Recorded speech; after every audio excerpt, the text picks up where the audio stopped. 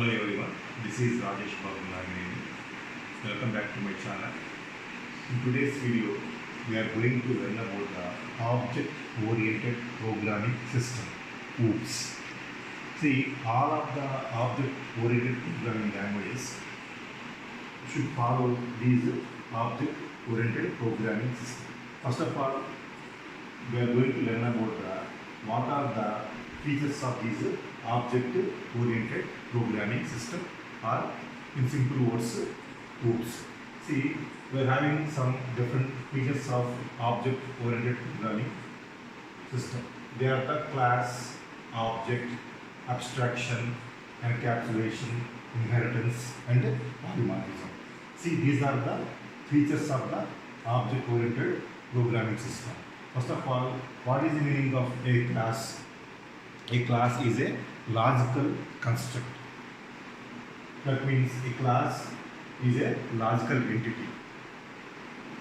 A class doesn't have the physical existence. For example, we may give some example for the class. You may say employee. If you consider the employee as class, simply EMP. Employee, every employee have some name, age, salary. Here we are assuming the employee as a class. Now this employee is having the some properties like name, age, and salary. And here we got one more concept like object. See, what is the meaning of object? Object is an instance of a class. Object is a physical entity or real world entity. That means we may find the objects in the real world. Now, what is the relation between the class and the object?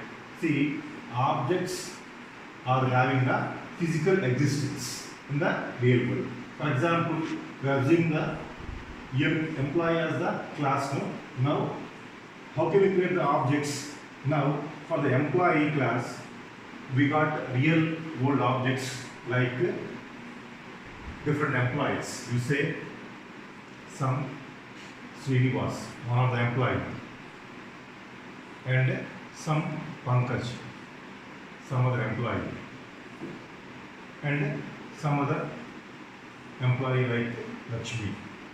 These are the real world objects, real world employees. Now, here these three persons are the employees, and they are having some name, some age, and some salary. See here, these three objects should get all the properties and behavior of the class employee. That means the employee is holding some name and he will get some salary and he is having some age. Okay. Moreover, every class defines some properties and behavior. Here, name, age, salary are the properties. Now, what is the behavior? Behavior means the functionality. The functionality of a class. See here, what are the functionalities of employee? See, he should work for an organization. And he can do some other task like over duty, wording like this. See, he may do some work like, and he may do some over duty also. Like this, every employee might having these functionalities. He should work for some organization, and he may have got some leaves, and he may got some over duty also for the organization. Like this, he may got some functionalities. See, all these objects, real world objects like Srinivas, Pankaj, etc., okay, should get the properties or the data and the functionalities of the class employee. Like this, we may define the class and the object. Like this, we may also go for some other example. For instance, you assume the student as the class. Okay, student may have some name, some age, and some course. And what are the functionalities of the student? He can read. Okay, he can write the exam. Okay, all these are some functionalities of the student.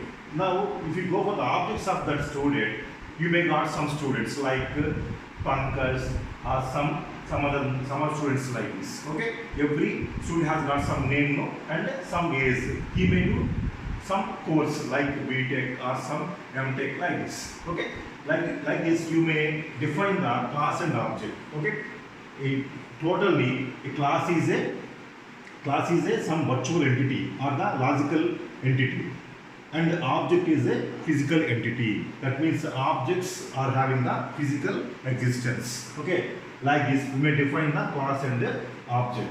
Then go for the four important features of the OOPS concepts. First one is the abstraction. So what is the meaning of abstraction?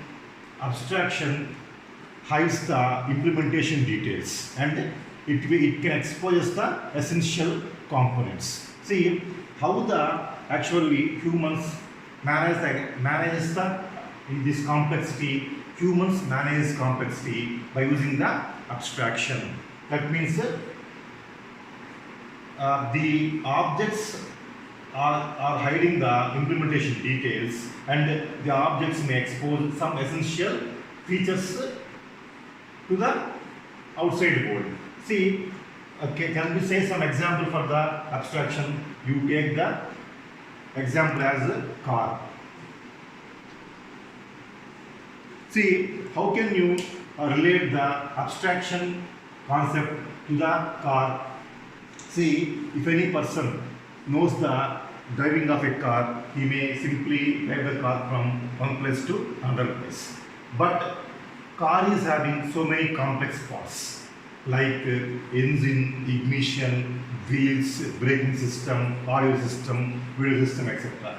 But the driver or the person who is driving the car need not know all of these complex functionalities. If he knows the driving, no, he may simply drive the car. Okay, like this, car is hiding some implementation details like how the engine works, how the headlights works, how the windows works. Like this, the car hides all the complex functionalities, but it is exposing some essentials like the steering wheel, braking system for the driver, and you may operate the windows, and you may operate the audio system. Like this, it will expose some essential components to the driver. Okay, like this, we may define the abstraction. Abstraction simply hides all the complex implementation details and will expose the essential components of the real world. Now come to the encapsulation. What's mean of encapsulation? Encapsulation is a concept of OOPS, okay, which binds the code and data. Now we are having the two entities like code and data. What's the meaning of code? Code means functions or methods. That means the functionality of a class. Okay. Data means variables and constants. Okay. Here the encapsulation is binding or hiding the code and data. Now the point is why the encapsulation is going to bind the code and data. What is the purpose? To hide the code and data from the outside world. The thing is, if you encapsulate the code and data in some unit called as class, then that code and data is going to be safe from the outside world. That means outside interference and misuse. How can the encapsulation can be implemented in the Python programming language? See, encapsulation will be implemented in the Python, okay, by using the concept called as the class. That means class is the basic unit of encapsulation. Here, how to define the class actually? Class space class name, then colon, you define the functions. Like this, you will define the class in the Python. Okay. Here, the class is the basic unit of encapsulation. That means class is going to hide the code and data. That means class is going to hide the functionality and properties of a object. Okay, like this. The encapsulation binds the code and data. Next concept of object-oriented programming system is inheritance. See, what's the inheritance? An object can acquire the properties and behavior of other object. That means it is going to, the inheritance is going to create the class hierarchies. That means a class can be derived from the some other class. That means you may create the class hierarchy by using the inheritance. What is the purpose of inheritance in the object-oriented programming system? Okay, see, by using inheritance, we may go for the concept called as the code reuse. That means you need not create the actual classes or code from scratch. Okay, for example, if you got some details, okay, already in the program, you may extend those details. That means, for example, I got employee class. Okay, in the employee class, I got name, age and salary. But I want to add some more details to the employee. In that case, I may create some subclass or the derived class from this employee. I may add some date of birth and date of joining and some other details of that employee class. In this case, EMP is called as the base class or parent class. And employee, some other class which is going to derive this class, EMP, is called as the child class or the derived class. Like this, you may implement the concept of inheritance. Okay, purely the concept of inheritance, okay, is going to reuse the code in the object-oriented programming languages like Python.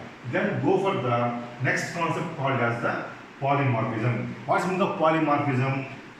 See, by using the concept polymorphism, it is possible to design a generic interface for a group of related activities. That means if you got some object now, okay, that object may behave differently for different situations. How to implement polymorphism in the object-oriented programming language like Python?